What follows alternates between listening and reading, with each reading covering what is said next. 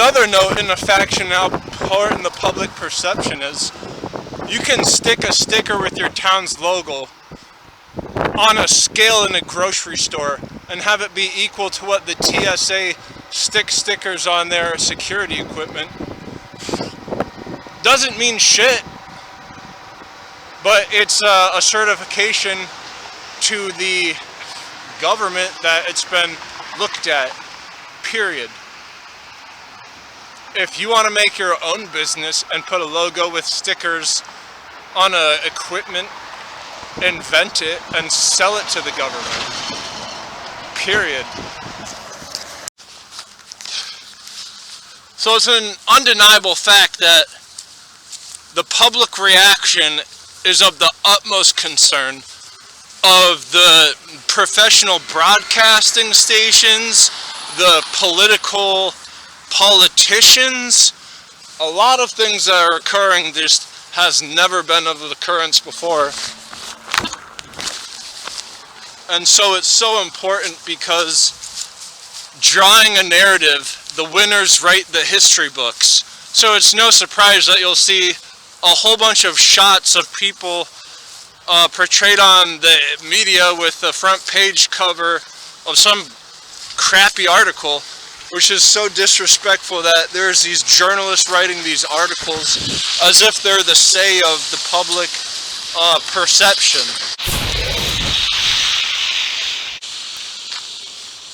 So anything that is like pro-human future, you'll see the opposite being portrayed in just a still frame picture. The NFL did this with the Super Bowl and oppression, having black and white images as a commercial. You know how much money commercials cost to have in the NFL Super Bowl?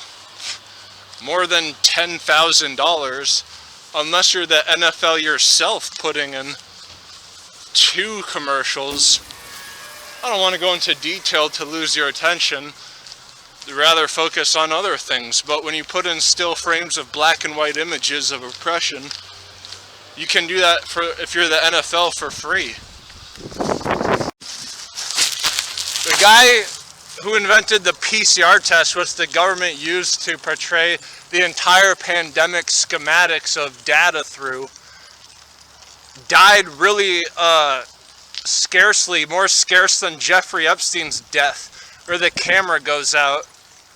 All these cameras going out in Congress whenever the pro-human future idea comes about, the mic shuts off, the camera goes out.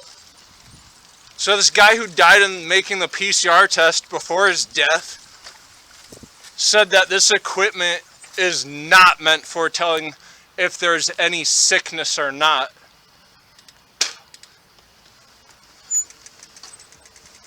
And if you're using this as a portrayal, end that quote, you're using this as a portrayal to determine a pandemic, how bad it is, which the reality of that will come to. A snowman made out of scum in a swamp, floating around like a lily pad.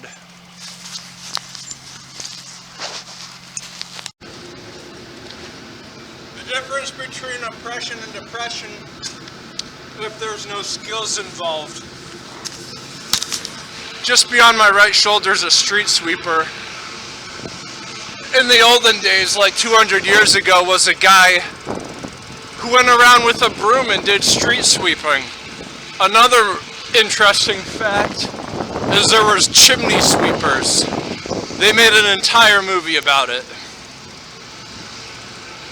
But then nowadays, with what the town has to offer is a machine roaring because it's pressing water pressure out and having bristles after the water pressure, almost like a washer machine. Knowing a whole bunch about how to do things. I think what's been muddied up the water in the present day is that you think that there's one way to do stuff. A one solution to fix all. And anything else other than that is against law. That's against God, if that's your train of thought. So by effectively making the PCR test something that it isn't, the creator of it, having him be dead to not say you can't do this, you've effectively controlled an arrow of time as a standpoint of something that it shouldn't be. And now people would rather be behind plastic tarps, which is dehumanizing at its core. If you don't know that you're getting played, you can play yourself really easily. And one thing that I hold as memento is the discovery of patterns. And then the arrow of time is nothing short of a series and sequence. But how many of these series and sequences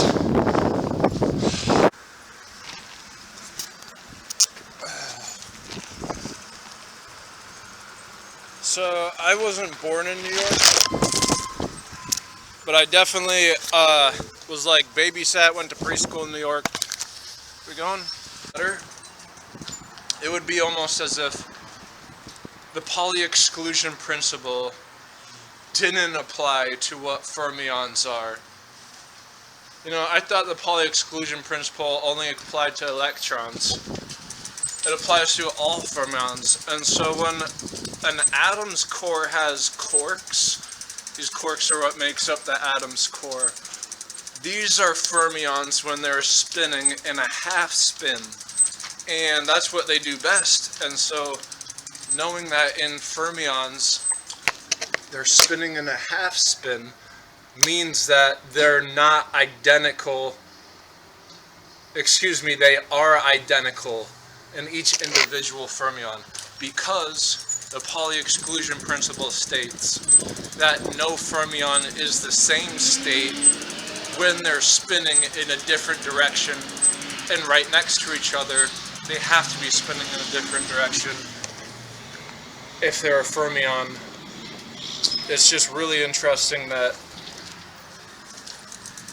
they display a state of their own inside the core of an atom, and they're so closely placed to different quarks. They have flavors, and so the individual identical state of one is fantastic that a fermion would display that, because a neutron, when you have this being in a single state of itself, displays a dipole of a polarization like factory.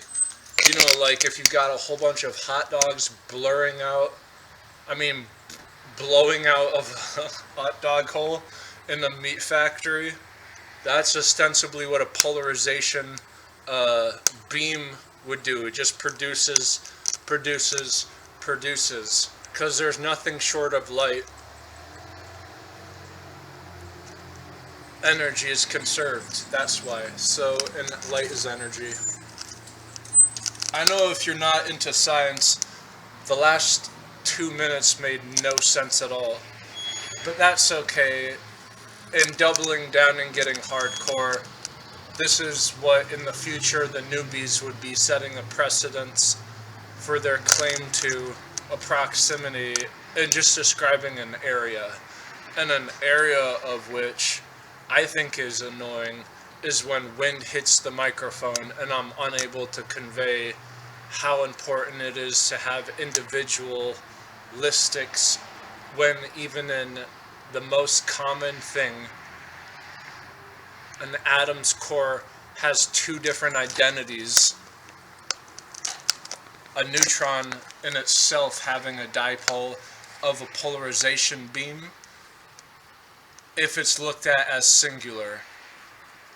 So do as the quarks inside of a atom's core, the nucleus, making up neutrons and protons. So the neutron,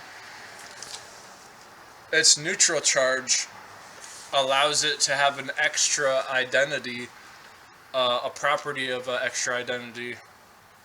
You have two properties of identity inside of a neutron. That's a great way to differentiate that from a proton. Them two things being one and the same as a nucleus. There's a three-layer identity especially fantastically because the electron follows the Pauli exclusion principle because it is a fermion. Three layers, all identities. These are great ways of understanding what, in conspiracies, they say it's a chemtrail, but the right way to map these things, which is probably what the PCR test was made to depict, would be through identification of these particles that atoms are made up as.